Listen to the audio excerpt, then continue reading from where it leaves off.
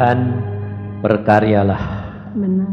pada kami pribadi demi pribadi, karena sungguh semuanya itu hanya karya-Mu dalam hidup kami, sehingga kami dapat menghasilkan buah yang berkenan kepadamu. Tuhan, buat kami mengerti supaya kami dapat menggenapkan rencana-Mu dalam hidup kami, supaya kemuliaan Tuhan nyata di dalam kami. Dalam nama Tuhan Yesus kami mengucap syukur dan percaya. Amin. Silakan duduk, saudara. Mari kita buka firman Tuhan di dalam Yohanes pasal yang ke-15. Yohanes pasal 15. Ayat-ayat ini sudah sangat terkenal dan saya yakin saudara sudah membacanya. Tetapi kita harus benar-benar belajar dan mengerti supaya jangan sampai kita tertinggal. Dalam Yohanes 15 ayat yang pertama, "Akulah pokok anggur yang benar dan Bapakkulah pengusahanya. Setiap ranting padaku yang tidak berbuah dipotongnya, dan setiap ranting yang berbuah dibersihkannya, supaya ia lebih banyak berbuah. Kamu memang sudah bersih karena firman yang telah kukatakan kepadamu. Tinggallah di dalam aku dan aku di dalam kamu. Sama seperti ranting tidak dapat berbuah dari dirinya sendiri kalau ia tidak tinggal pada pokok anggur, demikian juga kamu tidak berbuah jikalau kamu tidak tinggal di dalam aku. Akulah pokok anggur dan kamulah ranting-rantingnya. Barang siapa tinggal di dalam aku dan aku di dalam dia, ia berbuah banyak. Sebab di luar aku kamu tidak dapat berbuat apa-apa. Barang siapa tidak tinggal di dalam aku, ia dibuang keluar seperti ranting dan menjadi kering. Kemudian dikumpulkan orang dan dicampakkan ke dalam api lalu dibakar. Jikalau kamu tinggal di dalam aku dan firmanku tinggal di dalam kamu, mintalah apa saja yang kamu kehendaki dan kamu akan menerimanya. Dalam hal inilah Bapakku dipermuliakan, yaitu jika kamu berbuah banyak, dan dengan demikian kamu adalah murid-muridku." Saudara, pada malam hari ini kita belajar akan firman Tuhan, dan jangan main-main. Sebabnya apa? Sebab hari ini terus terang firman Tuhan agak keras, saudara. Mengapa? Karena memperingatkan akan kita bahwa di dalam kehidupan kekristenan semuanya itu ada waktunya. Artinya waktunya apa?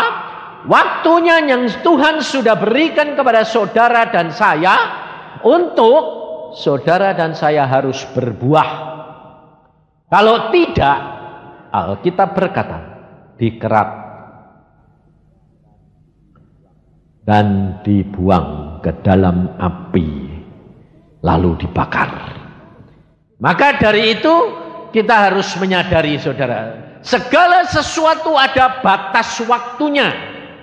Kesabaran Allah itu tidak berbatas, tetapi untuk pengikutan kita kepada Tuhan ada batasnya, saudara. Maka dari itu saudara harus waspada.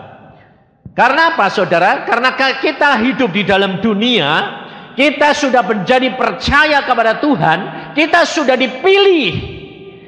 Saudara dan saya sudah disendirikan, sudah dipilih. Tetapi kalau saudara dan saya dipilih dan saudara sudah dimasukkan, dicangkokkan kepada pohon anggur yang benar, Yesus. Tetapi kalau tidak berbuah, dikerat. Saudara, peristiwa di Ambon, banyak orang merasa begini, Apa sudah sampai waktunya, Pak? Sekarang ini musim masa aniaya.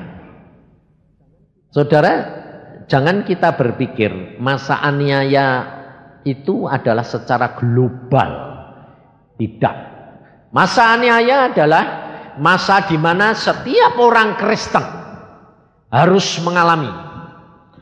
Karena iman itu tidak dapat dinilai dan kelihatan kadarnya tanpa penganiayaan, tanpa percobaan.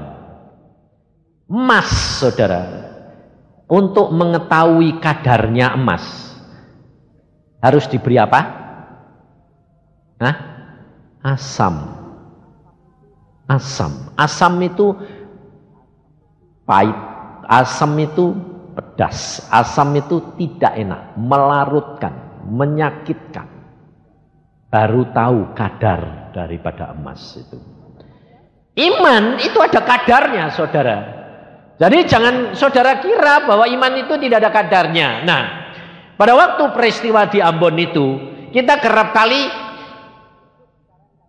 yang ribut sekarang kan saudara sepupu kita. Jadi kalau ada orang saudara sepupu kita yang dibantai apa-apa yang ribut, orang Kristennya tidak pernah ribut. Karena apa? Orang Kristen sudah harus menyadari dan itu firman Tuhan sudah dinyatakan. Nah, pada waktu mereka melihat ada anak kecil yang gendut yang umur 8 tahun itu, yang dia bilang waktu ditanya gurunya sudah dimatiin, dia ditanya, kamu suruh nyebut yang lain, dia bilang aku Laskar Kristus, dipotong tangannya dal. Dia tidak nangis, tidak teriak-teriak, saudara, tapi orang lain yang lihat ngeri. Tapi dia enggak, dipotong lagi yang satu, dia bilang tetap aku Laskar Kristus, potong kepalanya juga aku Laskar Kristus. Nah, saudara, kalau kita lihat yang ngalami sama yang lihat, ngeri mana? Yang lihat. Tapi saudara kerap kali bayangin loh, kalau aku yang ngalami gitu loh, lebih ngeri enggak? Ngeri, saudara. Gak usah bayangin. Sebab Tuhan itu sudah ngatur bahwa kalau engkau dan saya dihadapkan satu kenyataan yang harus saudara dan alami, itu bukan saudara lagi, tetapi Roh Al-Kudus yang ada di dalam diri kamu yang berkarya dalam hidupmu. Sebab kita ini, saudara, hidup kekristenan ini, maka kita harus menyadari bahwa kita punya roh, jiwa, dan tubuh. Yang nanti kalau saudara mati, tubuhmu ketinggalan. Yang tinggal apa? Roh sama jiwa. Kalau binatang itu tidak punya roh. Jadi kalau mati, kalau dipotong, dagingnya saudara makan, jiwanya kemana? Hilang, musnah. Maka dari itu saudara harus tahu, yang akan pergi ke surga itu jiwa sama roh. Kecuali nanti dalam bumi baru. Dalam bumi baru, tubuhmu diubah menjadi tubuh baru. Nanti kita di bumi baru itu punya tubuh baru, punya jiwa sama roh. Jiwa rohnya masih lama, tapi tubuhnya ini baru. Tapi kalau sekarang bumi barunya belum ada, masih di Firdaus, saudara nanti mati itu cuma ada jiwa sama roh. Tubuhnya belum diubah menjadi baru. Nah, maka dari itu saudara, kalau saudara dan saya sudah dipilih oleh Tuhan, saudara harus menyadari, saudara harus membaca Alkitab, saudara harus tahu bahwa kalau saudara tidak berbuah, bakal dikerak oleh Tuhan. Jangan saudara kira kalau saudara sudah dibaptis, saudara itu sudah berbuah. Tidak jaminan. Saudara dan saya kenal Yesus, saudara dibaptis, belum tentu saudara itu penuh dengan Roh Al-Kudus. Belum tentu Roh Al-Kudus itu tinggal di dalam dirimu. Saudara percaya Yesus, mengaku Yesus, itu tidak mungkin tanpa oleh Roh Kudus. Tapi bukan berarti Roh Kudusnya sudah tinggal di dalam diri saudara. Tetapi Roh Kudus menguasai saudara. Beda.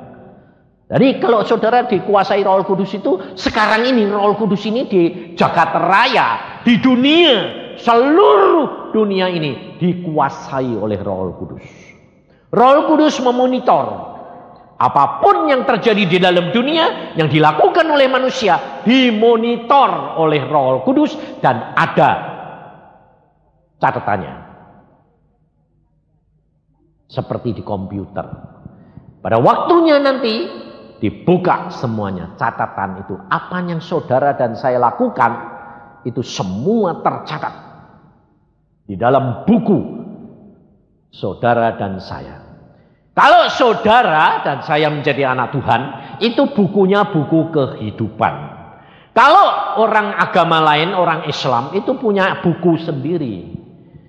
Orang Buddha punya buku sendiri, tercatat di dalam Wahyu pasal yang ke-20. Jadi tiap-tiap agama, tiap orang itu punya buku sendiri-sendiri, saudara. Maka dari itu saudara harus benar-benar menyadari bahwa jangan main-main lagi, karena waktunya sudah sangat singkat. Di dalam Wahyu pasal yang ke-20 dikatakan ayat 12.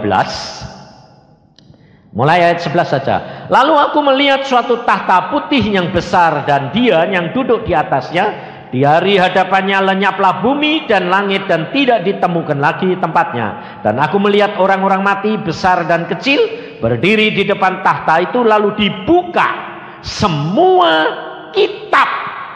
Nah, dibuka semua kitab. Dan dibuka juga sebuah kitab lain, yaitu kitab kehidupan. Jadi setiap orang itu punya agama, agamanya itu punya kitab. Setiap orang itu punya catatan sendiri-sendiri. Dan pada waktunya nanti pengadilan terakhir, Tuhan Yesus yang jadi hakim, semua kitab dibuka. Orang mati semua dihakimi. Bumi lenyap, langit lenyap, dan akan terjadi bumi baru. Maka dari itu saudara, kalau saudara dan saya sudah dipilih, saudara sudah ditulis di dalam kitab kehidupan. Nah, tapi yang tercantum di dalam kitab kehidupan itu pada waktu saudara dan saya bertobat dan dicantumkan. Nah, tetapi kalau dalam batas waktu tertentu saudara tidak berbuah, dikerat. Jadi bisa dihapus dari kitab kehidupan. Sebab Alkitab sudah berkata kalau saudara tidak berbuah, dikerat, dihapus namamu. Maka dari itu saudara, kita harus menyadari, jangan main-main lagi. Karena kita di dalam dunia ini cuma berapa tahun lagi paling-paling. Kita tidak tahu kedatangan Tuhan itu kapan. Sebab jangka waktu yang Tuhan tetapkan untuk Tuhan 10 tahun itu pendek amat. Sebab 1000 tahun sama dengan sehari. Jadi tidak ada batas waktu. Jadi untuk Tuhan itu 10-15 tahun lagi itu sangat singkat, saudara. Maka dari itu saudara harus kita waspada. Nah, bagaimana supaya saudara dan saya itu bisa berbuah? Nah, untuk tahap itu saudara harus tahu. Coba kita buka di dalam Kisah Rasul lebih dahulu, supaya saudara dan saya tahu, saudara membutuhkan Roh Al-Kudus supaya tinggal di dalam diri saudara. Turun dan tinggal di dalam hidup saudara. Nah, ini satu peristiwa di dalam Kisah Rasul pasal yang ke-8. Saya akan bacakan mulai ayat yang ke-9. Dipetik saja, nanti saudara baca sendiri. Seorang yang bernama Simon telah sejak dahulu melakukan sihir di kota itu dan menakjubkan rakyat Samaria, serta berlagak seolah-olah ia seorang yang sangat penting. Semua orang besar kecil mengikut dia dan berkata, orang ini adalah kuasa Allah yang terkenal sebagai kuasa besar. Dan mereka mengikutinya karena sudah lama ia menakjubkan mereka oleh perbuatan sihirnya. Tetapi sekarang mereka percaya kepada Filipus yang memberitakan Injil tentang kerajaan Allah dan tentang nama Yesus Kristus, dan mereka memberi diri mereka dibaptis. Perhatikan, baik laki-laki maupun perempuan. Simon sendiri juga menjadi percaya, dan sesudah dibaptis ia senantiasa bersama-sama dengan Filipus dan takjub ketika ia melihat tanda-tanda dan mujizat-mujizat besar yang terjadi. Jadi Simon yang dulunya tukang sihir ini juga bertobat, dibaptis. Berarti terima Yesus enggak? Terima. Tapi perhatikan di dalam ayat yang ke-15, Petrus dan Yohanes ke situ. Setibanya di situ, kedua rasul itu berdoa supaya orang-orang Samaria itu beroleh Roh Kudus. Sebab Roh Kudus belum turun ke atas seorang pun di antara mereka, karena mereka hanya dibaptis dalam nama Tuhan Yesus. Jadi mereka sudah dibaptis Roh Kudus belum? Sudah belum? Belum. Karena Roh Kudus belum turun. Nah, maksudnya dibaptis Roh Kudus itu apa? Dipenuhi Roh Kudus. Itu namanya dibaptis Roh Kudus. Jadi sudah percaya, sudah terima Yesus, sudah ngaku Yesus sebagai Tuhan dan Juru Selamat, dan dia ngaku itu hanya dengan pengaruh dan kuasa Roh Kudus, tetapi dia belum tentu dipenuhi Roh Kudus. Saudara tahu? Jadi sudah ada Roh Kudus belum masuk dalam hatinya? Sudah, tapi belum penuh. Ngerti? Nah, untuk hidup berbuah, saudara tahu? Untuk hidup berbuah, saudara butuh kepenuhan Roh Kudus. Kenapa? Mengapa kalau kita berbuah itu diperlukan kepenuhan Roh Kudus? Sebab kalau cuma sekedar Roh Kudus merupakan aliran air hidup yang kecil, tidak mempengaruhi saudara, pikiranmu akan lebih kuat daripada rohmu. Nah, kenapa saudara? Karena yang dikatakan di dalam Alkitab, di dalam Yohanes 15 itu dikatakan adalah buah-buah roh. Itu adalah yang dikatakan kamu harus berbuah, kalau tidak dikerak. Buah apa? Buah roh, bukan karunia. Adalah buah-buah roh yang dikatakan oleh Tuhan. Lah, buah roh itu apa? Itu adalah kasih, sukacita, damai sejahtera. Itu adalah watak perangai nanti engkau dan saya di surga. Karena itu watak dan perangainya Yesus. Sebab di sana itu tidak ada emosi, tidak sabar, marah, itu tidak ada. Di sana itu semua sabar, semua penuh pengertian. Itu wataknya Yesus, saudara tahu. Nah, buah roh ini yang dipentingkan. Nah, maka dari itu saudara, kalau saudara itu cuma hanya ada aliran Roh Kudus belum penuh, saudara, pikiranmu itu lebih kuasa, lebih kuat, sehingga kamu berjalan menjadi orang percaya, tapi masih dikuasai dengan pikiran, bukan oleh roh. Jadi jalan saudara, hidup saudara itu ditetapkan oleh pikiranmu sendiri, bukan oleh Tuhan. Nah, contohnya sekarang begini. Saudara menghadapi masalah. Nah, ya toh? Kalau sedang ada masalah, sembayangnya banyak enggak? Banyak toh? Kalau masalahnya kurang, sembayangnya kurang. Salah satu contoh saja. Waktu gedung ini belum diresmikan, utangnya masih banyak enggak? Banyak toh? Pengurusnya sembayangnya lebih ngotot atau sekarang ini masih tetap ngotot? Bebannya sekarang ini rasanya sudah lepas. Kalau dulu kan agak ngotot luar biasa. Kenapa? Takut tidak bisa bayar. Betul toh ya? Sekarang rasanya sudah enteng toh ya? Nah, terus sembayangnya sama enggak? Hah? Ayo. Sama enggak? Kayak dulu ngototnya kayak gitu ngono atau rada agak relate. Ini kenyataan saudara. Contohnya coba peristiwa Ambon, peristiwa gitu-gitu. Terus kalau pada waktu mencekam di sini, sembayangnya banyak enggak? Sama. Waktu saya di kereta api hari Sabtu yang lalu, saya berdoa, saya merasakan, oh Ambon beres.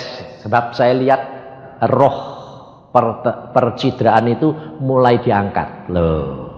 Saya bilang, oh beres Ambon, pasti tidak ribut lagi.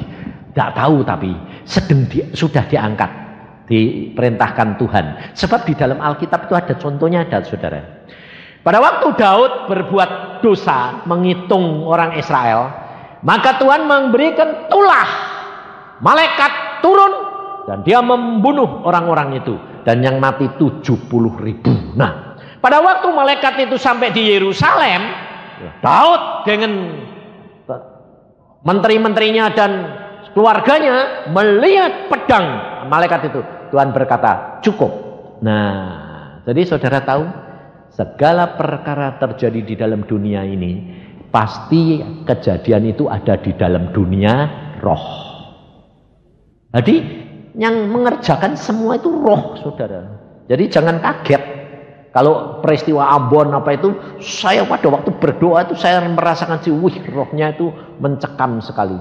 Habis itu saya di kereta api saya sedang doa itu, Tuhan bilang lihat tuh roh percidraan di Ambon itu diangkat. Oh beres, saya bilang. Mulai hari Sabtu beres, sampai sekarang sudah mulai berkurang. Anak-anak sudah sekolah. Maka dari itu saudara. Tapi saya tidak tahu. Pindah kemana belum tahu saya. Tidak dikasih tahu. Nah, jangan pindah kemana-mana lah ya, selesai, cukup gitu loh. Sebab kalau pindah ke Cirebon kan repot. Ya toh, jangan. Makanya berdoa saudara. Sebab apa? Ini yang menetapkan itu adalah anak-anak Tuhan. Kalau anak-anak Tuhan berdoa, maka malaikat akan diperintahkan untuk berperang saudara. Dan dunia roh itu akan bisa diubah. Maka dari itu saudara jadi orang Kristen harus hati-hati. Kenapa? Sebab Alkitab sudah berkata, doa orang benar itu besar khasiatnya.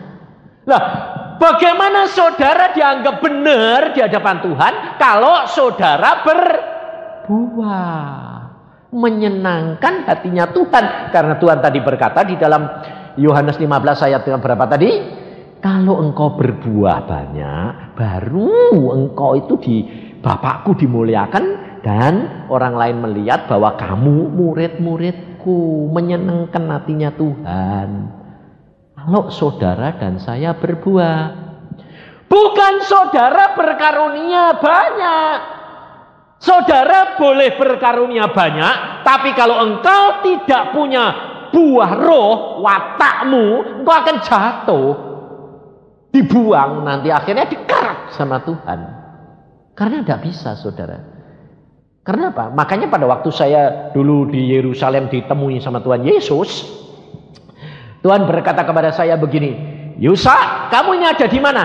Nah, saya pagi-pagi dibangunin ya posek ya ngantuk. Saya bilang, Di mana enggak tahu, ya belum bisa mikir. Saudara, 3:30 dibangunin jam 12 baru tidur.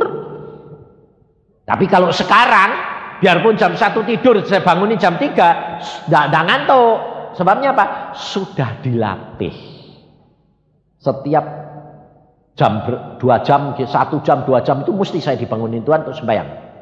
Jadi sekarang sudah tidak pernah ngantuk. Jam 3, jam 2 baru tidur. Di Australia itu jam sini jamnya kan beda 4 jam. Nah, saya di Australia itu saya baru tidur itu jam 11 baru tidur. 11:30 baru tidur. 3:30 sudah dibangunin. Saya bilang, loh Tuhan, 3:30 di Australia ini, di Indonesia itu baru 11:30 malam Tuhan.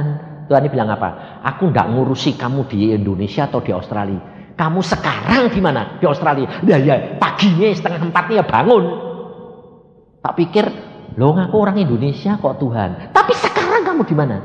Di Australia. Iya, jam 3:30 ya, Australia ya bangun. Loh. Saudara, jadi Tuhan itu tidak ngitung kamu orang Indonesia. Nanti dihitung jam Indonesia, kok enak. Kamu ada di mana? Itu yang kamu harus sadar. Maka dari itu saudara harus hati-hati. Nah, pada waktu saya di Yerusalem itu dibangunkan, Tuhan bilang, kamu ada di mana di Yerusalem? Kamu boleh minta apa saja, aku beri. Nah, maka dari itu saudara harus sadar. Kita kerap kali minta apa? Minta supaya menobatkan orang banyak, jiwa banyak, supaya berkarunia, membangkitkan orang mati, bermujizat dan kaya raya. Tapi saudara perhatikan,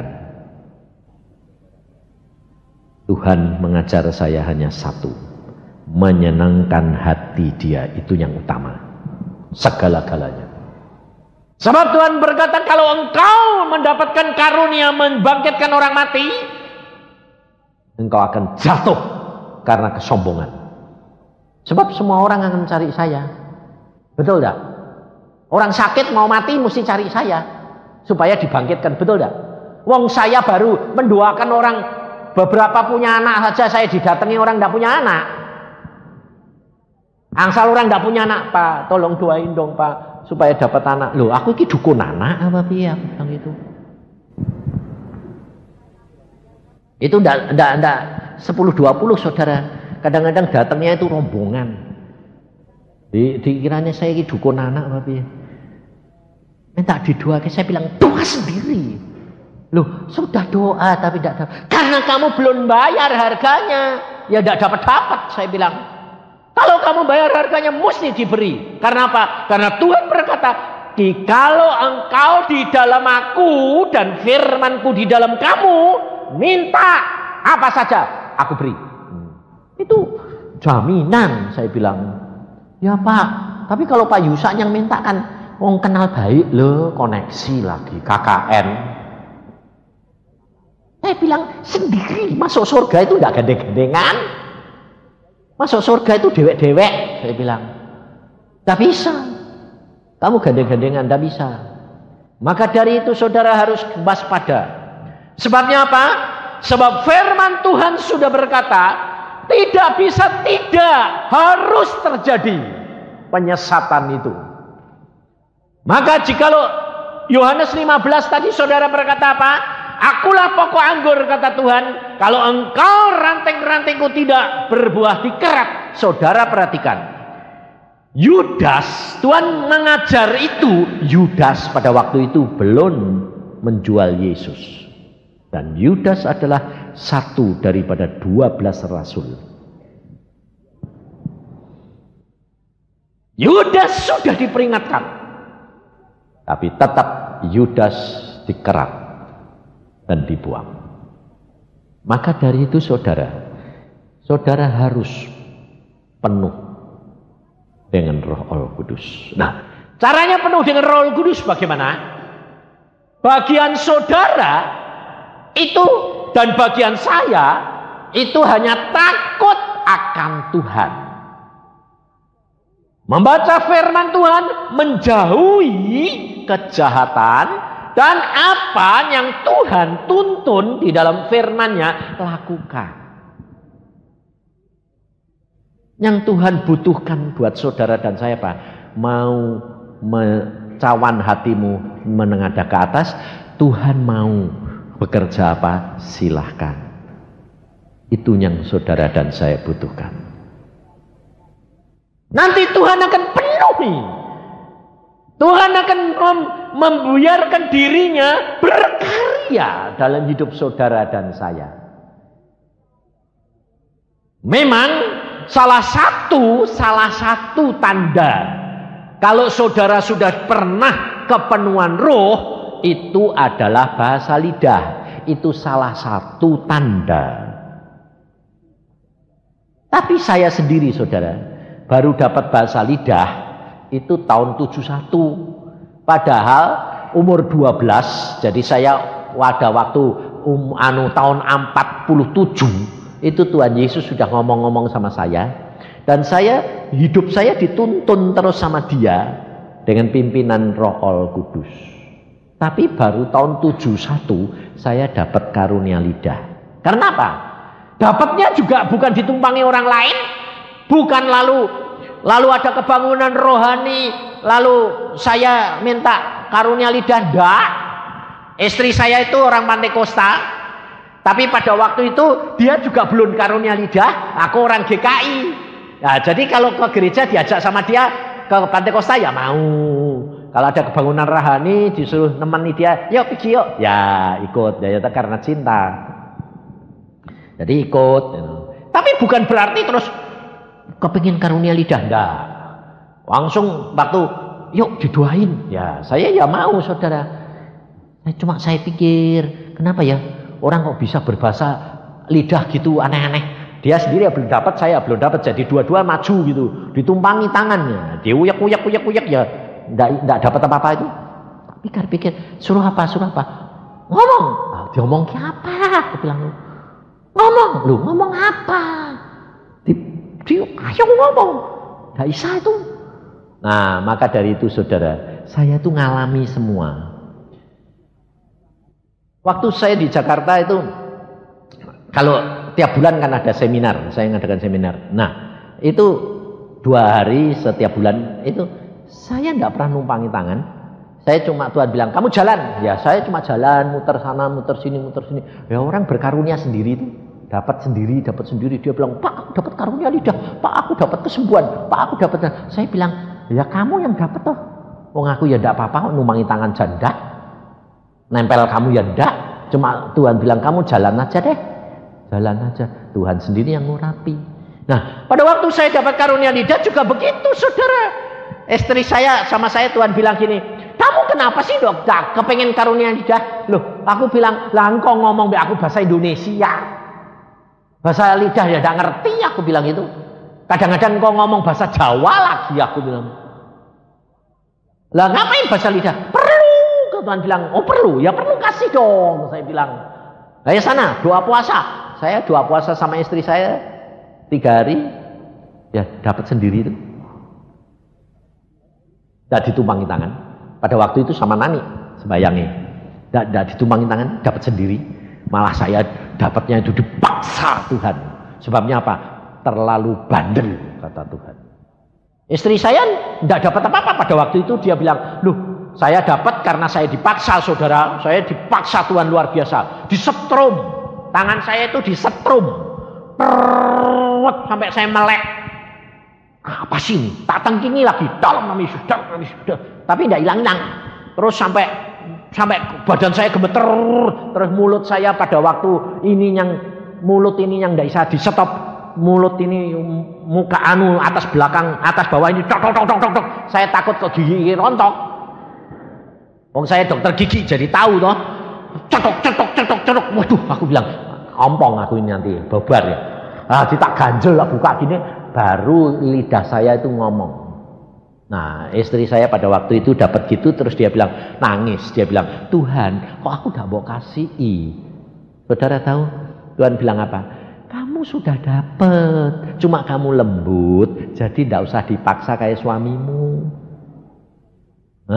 Jadi saudara jangan pakai akal, tapi percaya engkau lakukan apa yang Tuhan berfirman, apa yang Tuhan kehendaki, engkau akan diberi apa yang dijanjikan oleh Dia.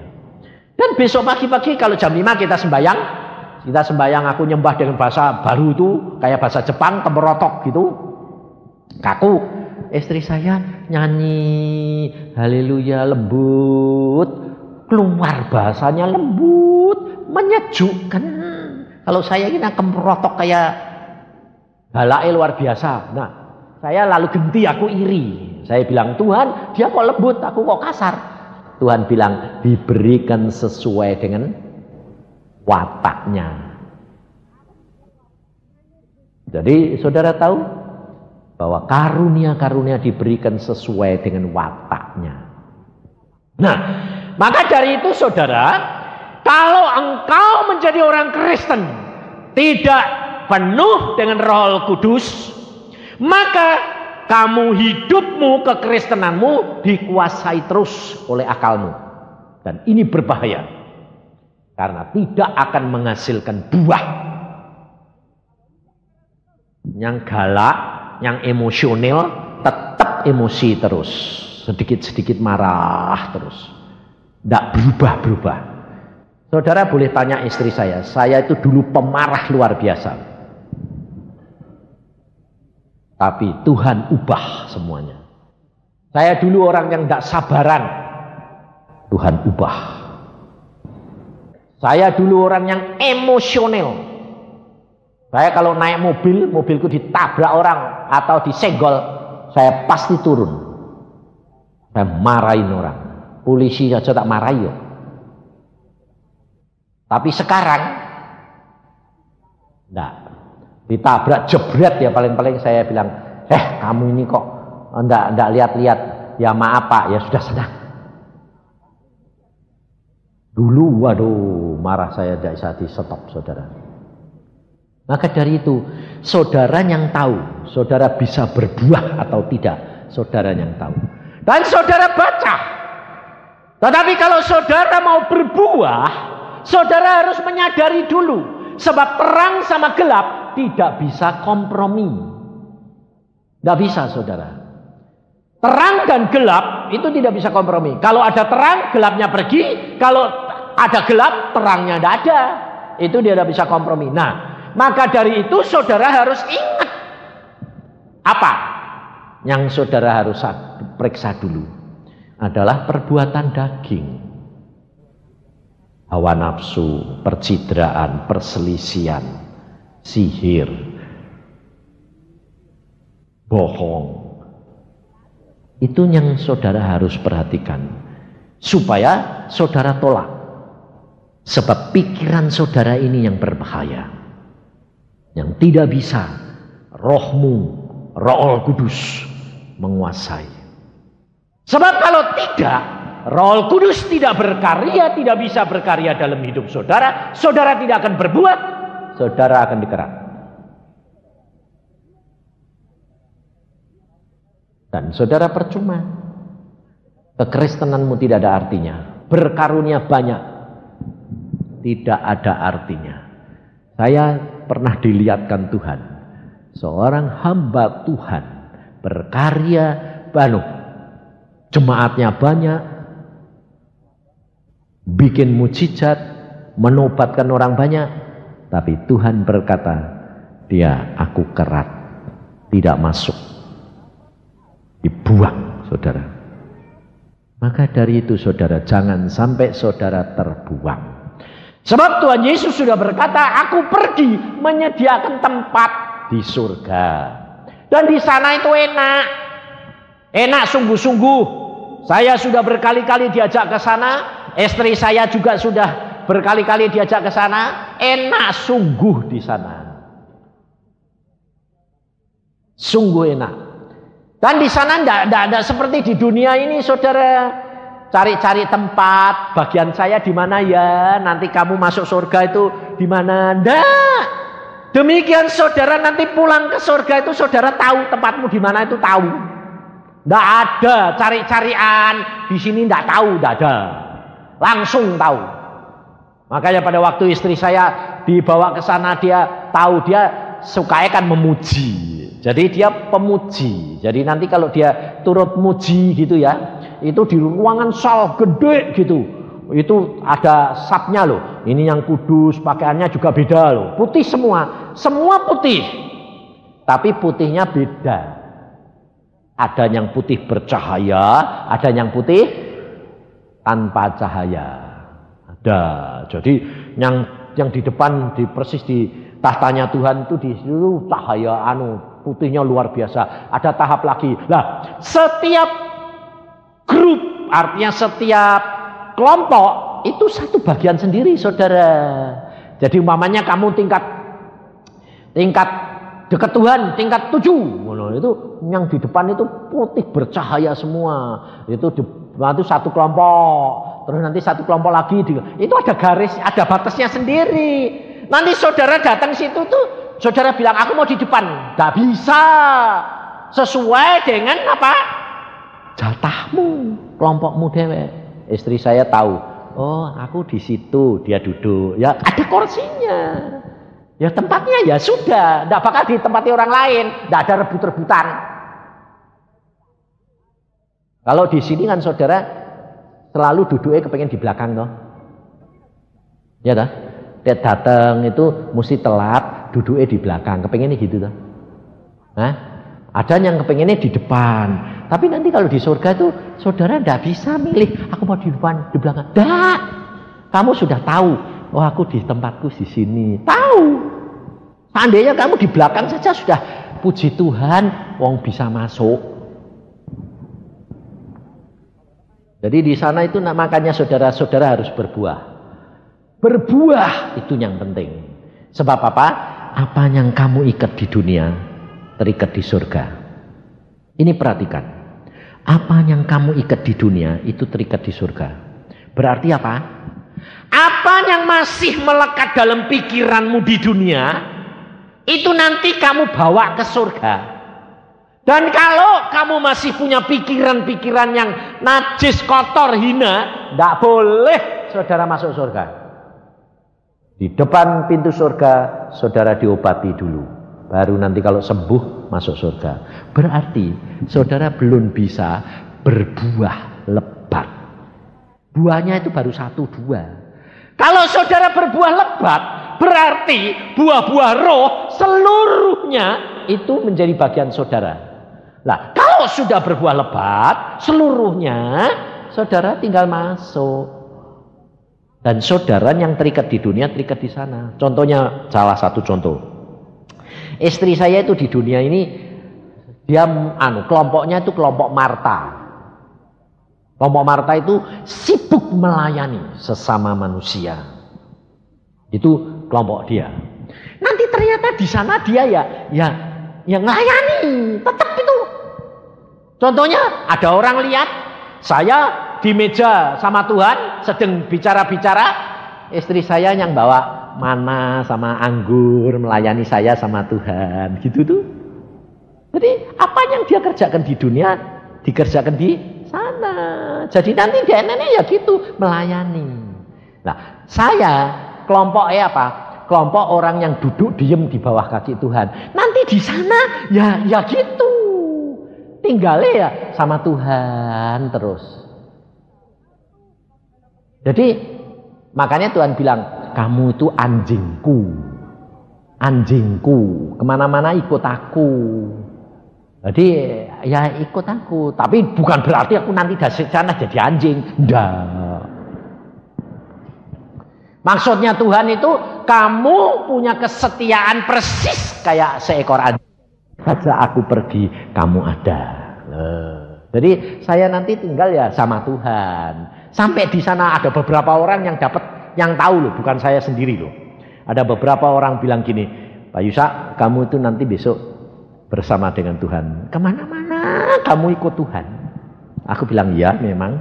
Nah iya, kamu itu karena di dunia ini kamu juga begitu loh. Saudara, saya itu di dunia sekarang ini tidak pernah mikirkan yang lain kecuali Yesus. Jadi kalau saya diem kayak saya nyopir, saya apa itu, yang saya pikirkan itu cuma Tuhan. Dari apa yang saya ikat di dunia, itu nanti terikat di surga. Nah, sementara ini yang saudara pikirkan itu apa? Kalau mau tidur mikir apa? Mikir bayar utang besok belum selesai ya? Terus mikiri anaknya di luar negeri, mikiri nanti butuh apa, ya toh? Masih mikir terus toh? Apa yang kamu pikirkan di sini, terikat di sini, terikat di surga. Maka dari itu saudara, kamu cepat lepaskan. Sebab masih banyak terikat. Terikat dengan apa? Dengan cara berpikirnya sendiri. Masih membatasi akan Tuhan. Maunya karpe dewek. Contoh nih salah satu. Aku mau Tuhan engkau pakai kalau begini. Aku mau Tuhan begini kalau begini. Kalau ini tandanya aku mau Tuhan. Nah, itu ngatur Tuhan enggak? Itu ngatur Tuhan saudara. Saya dulu juga begitu. Aku mau pakai, tapi kalau gini. Tuhan bilang, yang ngatur kamu atau aku yang punya hak. Saudara perhatikan. Maka dari itu kita harus waspada, kita harus kenali Tuhan. Sebab apa? Sebab Alkitab ngomong di dalam kisah, di dalam Roma. Kita baca supaya saudara tahu dan saya sadar bahwa kita berada dalam situasi yang gawat. Roma pasal 9 ayat yang ke-15. Ingat firman Tuhan. Cukup keras. Sebab ia berfirman kepada Musa, akan menaruh belas kasihan kepada siapa aku mau menaruh belas kasihan. Dan aku akan bermurah hati kepada siapa aku mau bermurah hati. Jadi ayat 16, hal itu tidak tergantung pada kehendak orang atau usaha orang, tetapi kepada kemurahan hati Allah. Sebab kitab suci ayat 17 berkata kepada Firaun, itulah sebabnya aku membangkitkan engkau, yaitu supaya aku memperlihatkan kuasaku di dalam engkau, dan supaya namaku dimasyurkan di seluruh bumi. Jadi ia menaruh belas kasihan kepada siapa yang dikehendakinya, dan ia menegarkan hati siapa yang dikehendakinya. Jadi saudara perhatikan, Allah berhak melakukan apa saja kepada saudara dan saya. Jadi saudara jangan kecewa. Dan saudara harus tahu Allahmu yang maha kuasa itu. Dia berkuasa, dia berhak melakukan apa saja dalam diri saudara dan saya. Tetapi bagian saudara dan saya apa? Menyenangkan hati dia. Dengan cara bagaimana? Menyediakan hatimu, menyilahkan Roh Kudus berkarya, sehingga saudara dan saya berbuah banyak. Bagian saudara cuma membaca Alkitab, berdoa, melakukan apa yang Tuhan ingatkan. Artinya, firman Tuhan logos. Kalau saudara di dalam situasi sedang berdoa atau sedang menghadapi sesuatu, rema, muncul firman, itu rema, itu lakukan. Saudara melakukan rema, saudara akan melihat kemuliaan dan buahnya akan jadi dalam hidup saudara dan saya. Saudara akan diubah. Contohnya pada waktu mobil saya ditabrak. Mobil saya ditabrak bis. Lalu gepeng. Depan dan belakangnya gepeng. Nah, pada waktu itu saya emosi. Nah, boleh nggak emosi? Boleh sebentar. Marah boleh nggak? Boleh, tapi tidak berbuat dosa.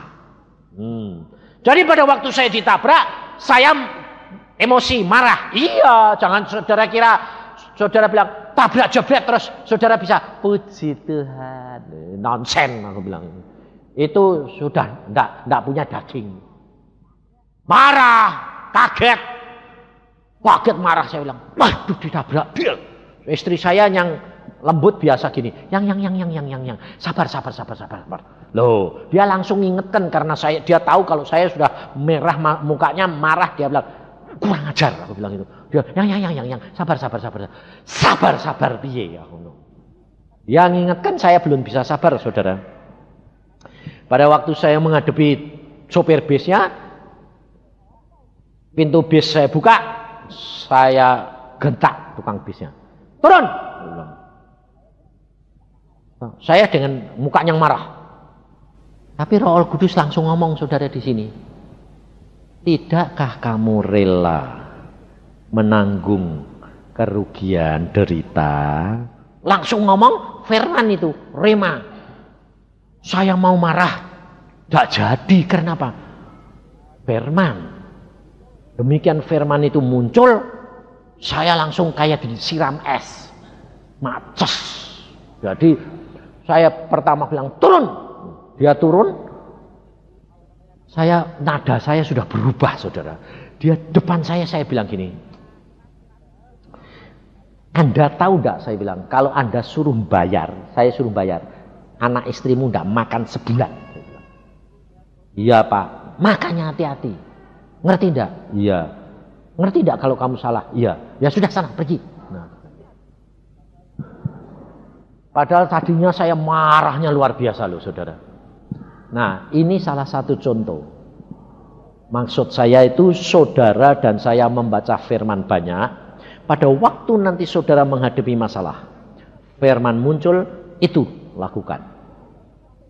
Dan saudara tidak usah khawatir gini, ya Pak kalau tahu, muncul sendiri saudara. Dan itu bisa menguasai saudara atau tidak, tergantung daripada motivasi saudara. Kalau saudara itu di dalam pengikutan Tuhan tiap hari, aku mau nurut Tuhan, aku takut akan Engkau, aku mau lakukan, aku mau, pasti itu nanti terjadi. Tapi kalau saudara tidak dilatih dalam perkara-perkara yang kecil, saudara tidak bisa. Contohnya bagaimana? Saudara sedang nonton TV, sedang asik luar biasa. Nanti saudara ada suara gini, tinggal sembahyang. Justru kerap kali Tuhan itu sengaja gini, kalau filmnya ndak asik, saudara, Tuhan ndak ngomong. Kalau sedang asik, rame-rame ini gitu, sedang tegang, dia ngomong, tinggal sembahyang. Nah, mau ndak? Susah toh? Susah ya? Rata-rata bilang apa? Sebentar Tuhan loh. Kalau kamu bilang sebentar, Tuhannya sudah pergi. Berarti saudara akalmu masih kuat. Itu caranya gitu saudara. Nanti saudara sedang apa? Asik apa? Lalu Tuhan bilang sembahyang. Nah, itu latihan perkara yang kecil. Baru saudara nanti di dalam perkara yang besar, saudara gampang nurut. Karena apa? Sudah berlatih dalam perkara kecil. Karena Tuhan berkata, kalau kamu setia dalam perkara kecil, baru diberi tanggung jawab yang besar. Imanmu nanti diuji, saudara. Menghadapi masalah apa? Sampai akhirnya menghadapi kematian. Itu yang terakhir. Jadi saudara tidak usah takut. Saya sendiri sudah mengalami berkali-kali, jadi saya bisa cerita. Karena apa? Tidak usah khawatir. Di dalam saat yang sangat genting sekalipun, Roh Al Kudus akan menolong engkau. Dan tergantung daripadamu. Kalau engkau sudah biasa berlatih dari perkara kecil, Roh Al Kudus nanti memberikan kekuatan, kamu berbuah. Sip. Apapun boleh terjadi. Kamu tidak akan ada takut dan khawatir. Karena apa? Hidup untuk Yesus, mati untung. Bukan berarti saudara tidak mengerjakan pekerjaan yang lain. Tetap kerja. Tetap makan, tetap minum, tetap nyopir, tetap pergi kemana-mana. Tetap. Pekerjaan biasa tetap. Tetapi bersama dengan Yesus, Yesus itu luar biasa. Sebab sekarang ini sudah waktunya saudara. Segala sesuatu harus dibuktikan. Segala sesuatu harus dialami sendiri. Saya beberapa hari ini aneh. Beberapa orang ibu-ibu ini telepon. Telepon apa saudara? Telepon gini. Pak, wah luar biasa Pak. Kenapa? Apa yang kamu saksikan itu saya alami sekarang. Engkau kan ngomong selalu alami. Nah, justru yang paling suka ibu-ibu lakukan apa saudara? Kalau pohonnya tidak berbuah. Nah lucu toh. Kok ndak pohonnya itu dirine dewek, tapi kok malah pohon sungguhan itu loh. Di Karawaci kemarin telepon gini. Wah saya buktikan betul loh Pak. Kenapa? Saya praktek apa? Saya itu punya pohon mangga, ndak pernah berbuah bertahun-tahun. Nah terus Pak Yusak saksi suruh ngerangkul. Nah tak rangkul Pak. Terus tak omongi Pak, tak elus-elus.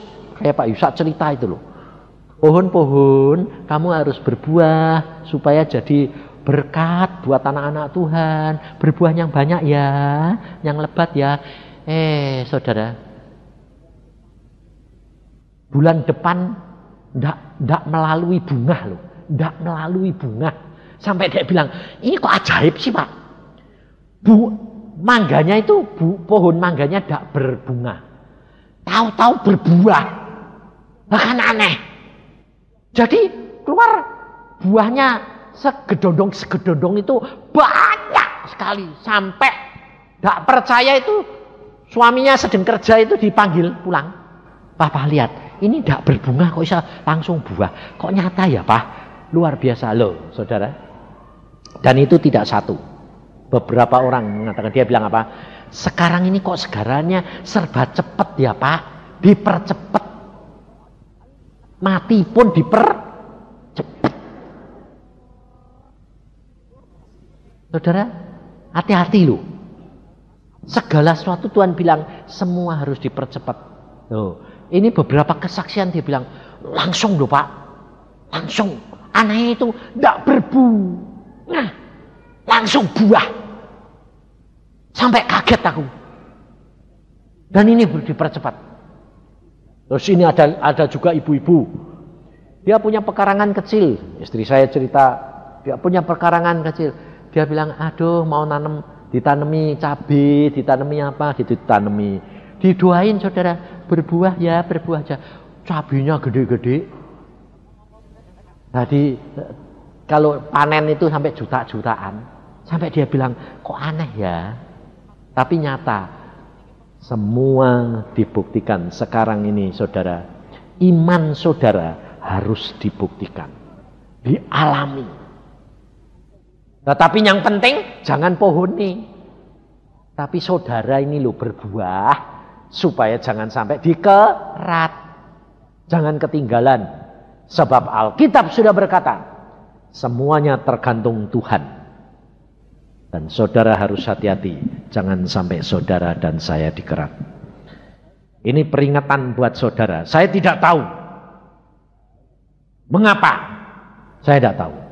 Sebab saya berdoa Tuhan bilang ingatkan. Waktunya sudah singkat. Tidak tahu apakah ada beberapa orang yang mau dituai. Tidak tahu saya. Tapi ini peringatan. Supaya saudara dan saya jangan sampai terlambat. Amin. Mari kita berdoa. Tuhan Yesus, firman-Mu sudah hamba sampaikan.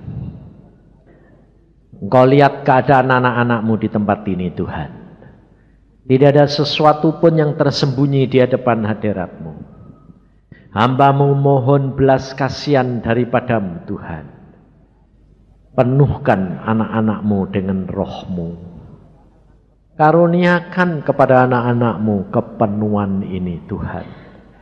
Supaya anak-anak-Mu dapat menyadari dan Engkau dapat berkarya dalam hidupnya.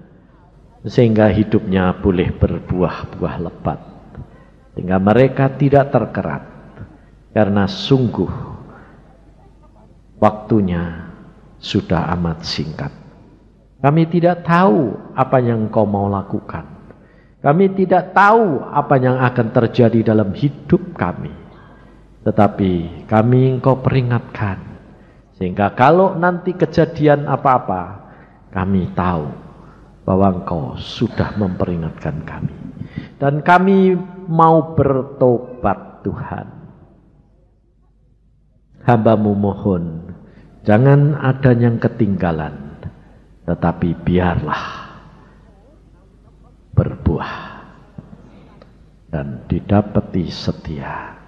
Terima kasih Tuhan, karena segala sesuatu ada di dalam tangan-Mu, dan hamba kembalikan anak-anak-Mu dalam tangan-Mu, dalam bimbingan dan pemeliharaan-Mu. Berbicaralah supaya anak-anak-Mu boleh didapati setia. Dalam nama Tuhan Yesus kami mengucap syukur dan percaya. Amin.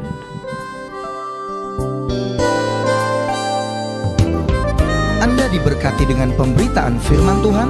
Dapatkan kaset, VCD, CD, MP3, dan buku-buku rohani dari hamba-hamba Tuhan Evangelis Yusak Cipto, Pendeta Petrus Agung, Evangelis Iin Cipto, dan hamba-hamba Tuhan lainnya. Tersedia juga banner dan alat-alat tarian lainnya hanya di toko buku Bless to Bless, Jalan Boulevard Barat Raya, Ruko In Kopal, Blok F, nomor 50, Kelapa Gading, Jakarta Utara. Hubungi 45851254 atau 92958800. Bless to bless, hanya di Bless to bless.